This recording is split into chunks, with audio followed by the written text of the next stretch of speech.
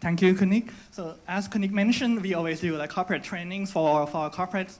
So I rarely speak on the podium, so please allow me to speak here so it's more close to you.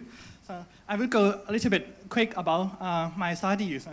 Back then, for about 5 or 6 years ago, my questions when I first exposed to sufficiency economy philosophy is that, is this kind of theoretical thinking? Is it really applied to business? Or is just for the agricultural sectors or some people who have a struggling in their lives, so they want to change their life? So that's my question, that how can we apply the philosophy into the business context? And at Sasin, we are business schools, so most of our work is always related to business. So what we do at Sasin back 5 years ago, we started research on, we trying to find the alignment of the corporates in the stock exchange of talent and measure it in terms of sufficiency economy philosophy.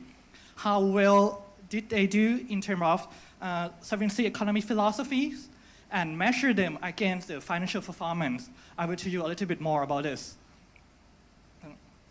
So we start our studies back in 2012. We used the data from 2012, and for the samples, we used the top 50 company is called Set 50 Stock Exchange of Thailand, largest 50 company in the stock exchange of Thailand back then, and we used this sample for 50 companies, and the data we use for only 1 year data. Looking at our conceptual framework, you may be already familiar with these charts and illustrations.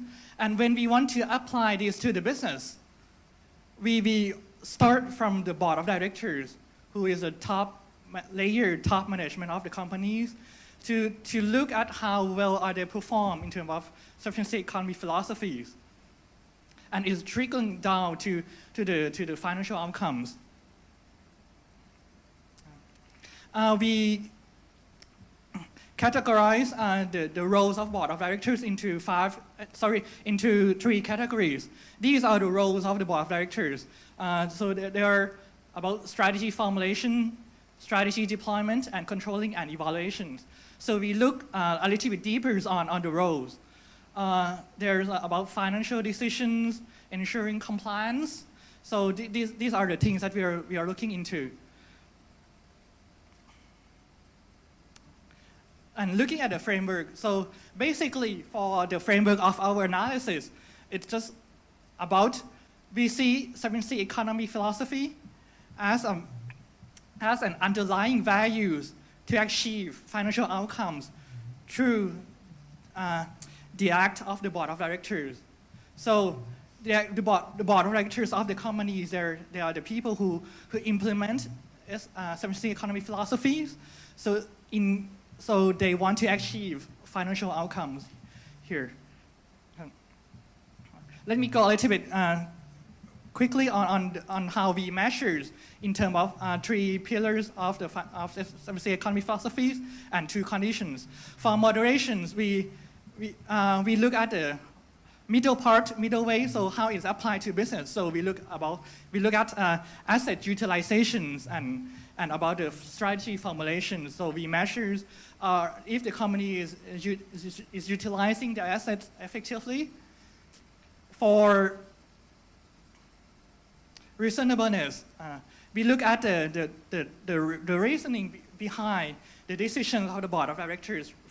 For example, are they encourage stakeholders in terms of decisions making, and are those decision making in the board of directors, they have any kind of evidence or feasibility studies? So these are the examples of the indicators.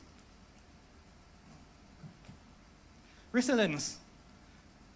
So, we have only 1 minute left, so I will go real quick. About resilience, so we look at some few indicators. This is about risk management. So, Khun Phumchai will talk a little bit more about resilience and risk. So, knowledge conditions.